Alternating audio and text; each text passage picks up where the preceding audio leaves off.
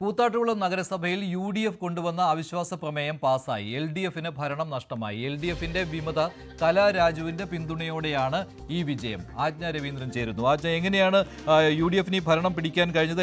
എന്തെല്ലാം അണിയറ നീക്കങ്ങളാണ് തൊടുപുഴയിൽ കണ്ടത്? നമുക്ക് തന്നെ നേരത്തെ തന്നെ അറിയാം, കലാരാജുവിനെ തട്ടിക്കൊണ്ടുപോകുന്നതുമായി ബന്ധപ്പെട്ടുണ്ടായ വിവാദങ്ങൾ. അതായത് കഴിഞ്ഞ ജനുവരി 18-നാണ് ഈ അവിശ്വാസ പ്രമേയം കൊണ്ടുവരുന്നത് UDF. അപ്പോഴായിരുന്നു CPM വിമതയായ കലാരാജുവിനെ തട്ടിക്കൊണ്ടുപോകുന്ന ഒരു സാഹചര്യത്തിലേക്ക് എത്തിയത്. അത് വലിയ വിവാദമായിരുന്നു. അതേ തുടർന്ന് അവിശ്വാസ പ്രമേയം പാസ്സാകാതിരിക്കുന്ന ഒരു സാഹചര്യത്തിൽ അടുത്ത 6 മാസത്തിന് ശേഷം വന്നിട്ടുള്ള അടുത്ത അവിശ്വാസം, അതായത് 6 മാസത്തിന് ശേഷം ഒരു തവണ പാസ്സാവാതിരുന്നാൽ പിന്നീട് 6 മാസത്തിന് ശേഷം അവിശ്വാസ പ്രമേയത്തിന് വേണ്ടിയിട്ട് നീക്കങ്ങൾ നടത്താൻ കഴിയുകയുള്ളൂ. ആ ഒരു സാധ്യത കൂടി UDF ഉപയോഗിച്ചു എന്ന് വേണം. അതേസമയം കഴിഞ്ഞ ദിവസം തന്നെ ഇതുമായി ബന്ധപ്പെട്ട് പോലീസ് സംരക്ഷണ ഉത്തരവ് നിലനിൽക്കെയായിരുന്നു കലാരാജിനെ തട്ടിക്കൊണ്ടുപോയിരുന്ന ഒരു സാഹചര്യം ഉണ്ടായത്.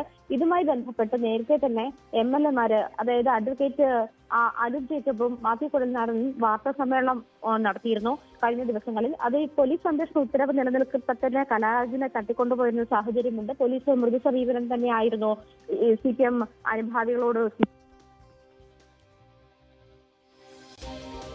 നേരത്തെ ഒരുപാട് വിവാദമായതാണ് കൂത്താട്ടുകുളത്ത്. നേരത്തെ കലാരാജുവിനെ CPM അംഗത്തെ തട്ടിക്കൊണ്ടുപോയതുമായി ബന്ധപ്പെട്ട് ഒരുപാട് വിവാദങ്ങൾ ആ സമയത്തും ഉണ്ടായതാണ്. അന്നും അവിശ്വാസ പ്രമേയം വന്നതാണ്. ഇപ്പോൾ പക്ഷേ കലാരാജുവിൻ്റെ പിന്തുണയോടുകൂടി കലാരാജുവിനെ മറുകണ്ഠം ചാടിക്കുവാൻ UDFന് കഴിഞ്ഞിരിക്കുകയാണ്. ഇങ്ങനെ LDFന് കൂത്താട്ടുകുളത്ത് നഗരസഭയിൽ ഭരണം നഷ്ടപ്പെട്ടിരിക്കുകയാണ്. UDF ഭരണം പിടിച്ചിരിക്കുകയാണ്. നേരത്തെ പാർട്ടി ചിഹ്നത്തിൽ മത്സരിച്ച് വിജയിച്ച കലാരാജുവിനെ തട്ടിക്കൊണ്ടുപോയി എന്നുള്ള ആരോപണം ഉയർന്നിരുന്നു. പക്ഷേ അങ്ങനെ ചെയ്യേണ്ട കാര്യം CPMന് ഇല്ലെന്ന് അന്ന് Koothattukulam CPM area committee secretary തന്നെ ആദ്യം പറഞ്ഞതാണ്.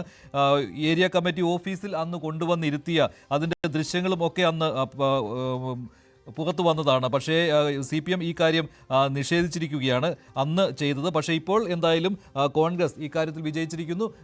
UDFന് കൂത്താട്ടുകുളത്തിൻ്റെ ഭരണം പിടിക്കുവാനായിട്ട് കലാരാജുവിലൂടെ ഭരണം പിടിക്കുവാൻ സാധിച്ചിരിക്കുകയാണ്.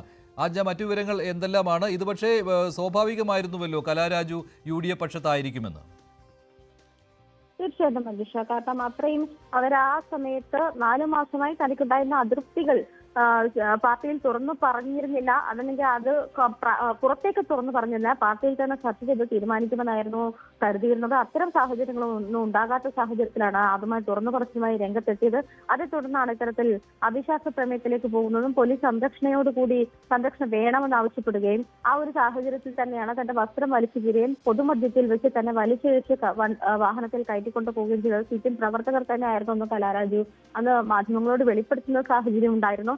അത്തരം സാഹചര്യങ്ങൾ നിലനിൽക്കെ തന്നെ അന്ന് ഈ പറഞ്ഞതുപോലെ അന്ന് പാസ്സായിരുന്നില്ല. പക്ഷെ തുടർന്ന് 6 മാസത്തിന് ശേഷം, അതായത് ആഴ്ചകൾ മാത്രം നിലനിൽക്കെ, അതായത് ഭരണസമിതിയുടെ കാലാവധി അവസാനിക്കാൻ ആഴ്ചകൾ മാത്രം നിലനിൽക്കെ UDF ഇങ്ങനെ നീക്കം നടത്തുന്നത് അത് അംഗീകരിക്കാനാകില്ല. അത് അവരുടെ അതായത് CPM ഇതുവരെ കൊണ്ടുവന്നിരുന്ന വികസനത്തിന് തടയിടാൻ വേണ്ടിയിട്ടുള്ള നീക്കമാണ് എന്നാണ് CPM area secretary TB Ratheesh അത്തരത്തിലാണ് പ്രതികരിച്ചത്. പക്ഷേ എന്നിരുന്നാൽ പോലും നേരത്തെ ഇങ്ങനെ, അതായത് വിവാദമായിരുന്ന സാഹചര്യം നിലനിൽക്കുമ്പോൾ തന്നെ അത്തരം ഒരു സാഹചര്യത്തിലേക്ക് തന്നെ വീണ്ടും എത്തിച്ചേരുന്നു എന്നുള്ളതാണ് നമുക്ക് മനസ്സിലാക്കാൻ കഴിയുന്നത്. കലാരാജു UDFനൊപ്പം ഉറച്ചു നിൽക്കുകയും വിമത പക്ഷത്ത് കലാരാജു നിൽക്കുകയും കലാരാജുവിന്റെ പിന്തുണയോടുകൂടിയാണ് ഇപ്പോൾ ഈ അവിശ്വാസം പാസ്സാകുന്ന ഒരു സാഹചര്യത്തിലേക്ക് പോയത്. ശരി, കൂത്താട്ടുകുളത്ത് ഏറെ രാഷ്ട്രീയ നാടകങ്ങൾ കണ്ടതാണ് കഴിഞ്ഞ ജനുവരിയിൽ. അന്ന് CPMന്റെ കൗൺസിലറായിരുന്ന കലാരാജുവിനെ തട്ടിക്കൊണ്ടുപോയി എന്നുള്ള കാര്യം വലിയ വിവാദം ഉണ്ടാക്കിയതാണ്. CPM പക്ഷേ അത് നിഷേധിച്ചിരുന്നു. അവരെ അനുനയിപ്പിക്കുന്ന കാര്യങ്ങളൊക്കെ അന്ന് പുറത്തു വന്നതാണ്. ഇപ്പോൾ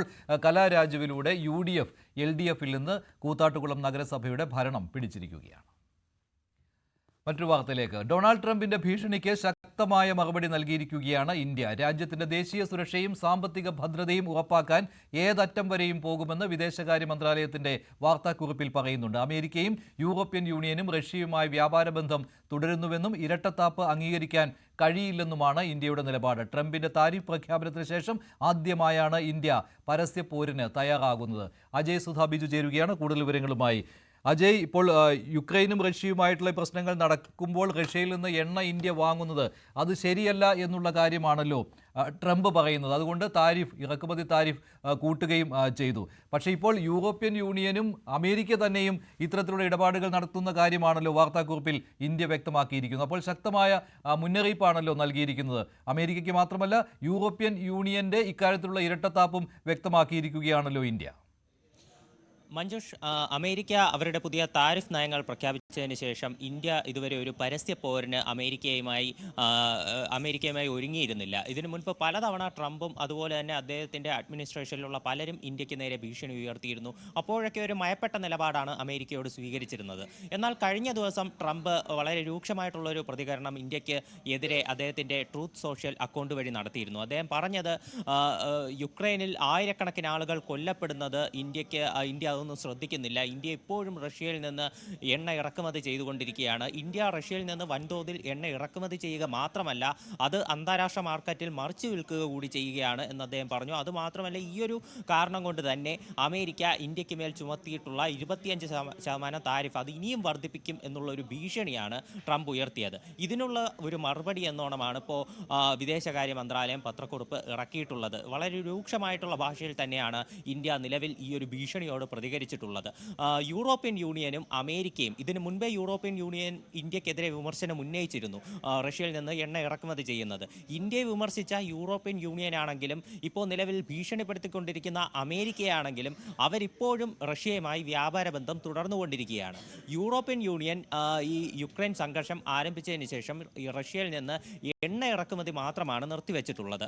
പകരം അവർക്കിപ്പോൾ എണ്ണ സപ്ലൈ ചെയ്യുന്നത് മിഡിൽ ഈസ്റ്റ് രാജ്യങ്ങളാണ്. ഇന്ത്യയുടെ മുൻപുള്ള പ്രധാനപ്പെട്ട എണ്ണ സപ്ലൈസ് എന്ന് പറയുന്നത് മിഡിൽ ഈസ്റ്റ് രാജ്യങ്ങളായിരുന്നു. എന്നാൽ യൂറോപ്പിന് ഇവർ എണ്ണ സപ്ലൈ ചെയ്യാൻ തുടങ്ങിയതോടുകൂടിയാണ് ഇന്ത്യ റഷ്യയിൽ നിന്ന് എണ്ണ വാങ്ങാൻ തുടങ്ങിയത്.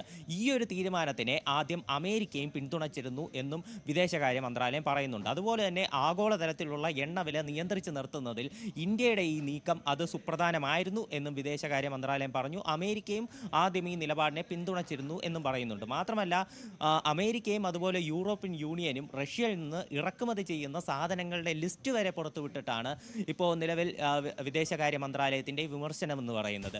യൂറോപ്യൻ യൂണിയൻ 2024 മാത്രം 67.5 ബില്യൺ യൂറോയുടെ ബിസിനസ് റഷ്യയുമായി നടത്തിയിരുന്നു. 2023 ഇത് 17 ബില്യൺ യൂറോ മാത്രമായിരുന്നു. അതായത് ഇന്ത്യ നടത്തുന്നതിൻ്റെ മൊത്ത വ്യാപാരത്തിൻ്റെ ഇരട്ടിയോളം ഇപ്പോൾ റഷ്യയിൽ നിന്നുള്ള ഇറക്കുമതി യൂറോപ്യൻ യൂണിയൻ നടത്തുന്നുണ്ട്. മാത്രമല്ല, LNG, രാസവസ്തുക്കൾ, രാസവളങ്ങൾ, അതുപോലെ മറ്റ് ഉപകരണങ്ങൾ, യന്ത്രസാമഗ്രികൾ ഉൾപ്പെടെയുള്ളവ യൂറോപ്യൻ യൂണിയൻ റഷ്യയിൽ നിന്ന് ഇറക്കുമതി ചെയ്യുന്നുണ്ട്. മാത്രമല്ല, അമേരിക്ക പ്രധാനമായിട്ടും യുറേനിയം ഹെക്സാഫ്ലൂറൈഡ് പോലെയുള്ള വസ്തുക്കൾ, അതുപോലെ തന്നെ EV വ്യവസായത്തിന് വേണ്ടിയിട്ടുള്ള പലേഡിയം തുടങ്ങിയിട്ടുള്ള കാര്യങ്ങൾ, വളങ്ങൾ തുടങ്ങിയിട്ടുള്ളവ അമേരിക്ക ഇപ്പോഴും റഷ്യയിൽ നിന്ന് ഇറക്കുമതി ചെയ്യുകയാണ്. അപ്പോൾ ഈ യൂറോപ്യൻ യൂണിയനും അമേരിക്കയും ഇത്തരത്തിൽ വ്യാപാരം തുടങ്ങുമ്പോൾ ഇന്ത്യയെ മാത്രം എന്തിനു കുറ്റപ്പെടുത്തുന്നു?